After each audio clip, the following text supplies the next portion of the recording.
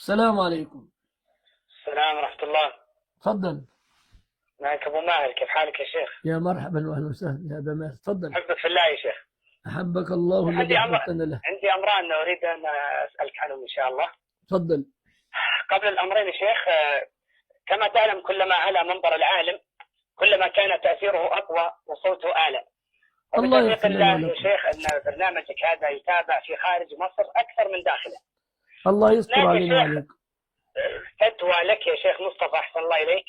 طيب. لعل السائل لم يوصل الصورة الصحيحة. تفضل. والحكم على الشيء فرع عن تصوره.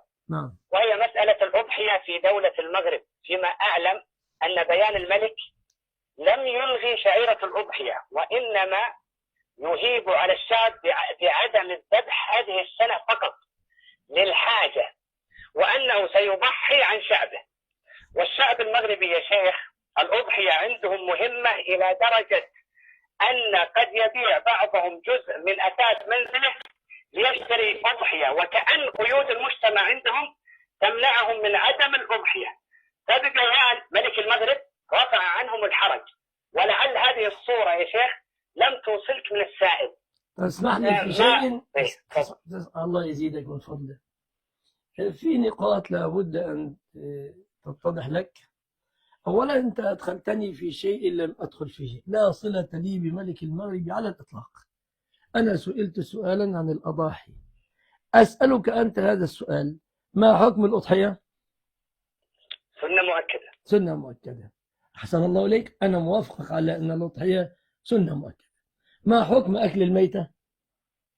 محرم بالإجماع. محرم. ده التأسيس العام. يعني لو أنت سئلت ما حكم أكل الميتة ستقول حرام. سئلت عن الأضحية ستقول أيضا أن الأضحية مستحبة كإجمال.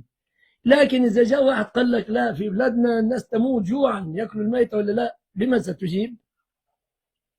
يستثنى من الحكم الأصلي. استثنى من الحكم الأصلي.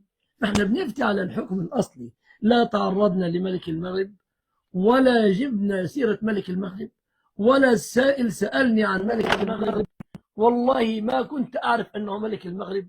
أنا سئلت سؤال عن الأضحية وما يتعلق له، فأجبت بالذي أنت أجبت به، أن الأضحية سنة مستحبة عن رسول الله صلى الله عليه وسلم، وأن الله قال فصل لربك وانحر، وأن الله قال والبدن جعلناها لكم من شعائر الله لكم فيها خير، وأن الله قال ذلك ومن يعظم شعائر الله فإنها من تقوى القلوب، وأن الله قال ويذكر اسم الله في أيام معلومات على ما رزقهم من بهيمة الأنعام، وأن النبي ضحى. ما لنا أي صلة بملك المغرب، ولا أدري من كان أصدر السؤال ولا أصدر القرار.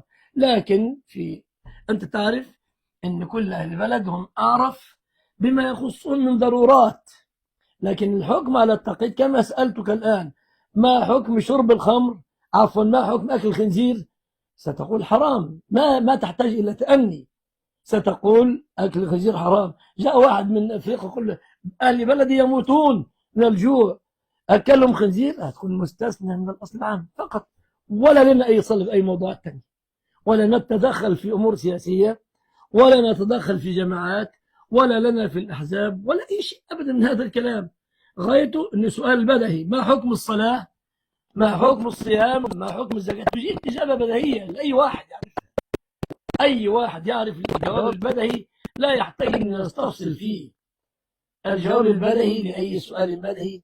أما أنك تفهمني وتقول ملك المغرب قال أو ملك المغرب ما قال، هذه مسألة لا تعنيني، لأنني ما تعرضت له أصلا.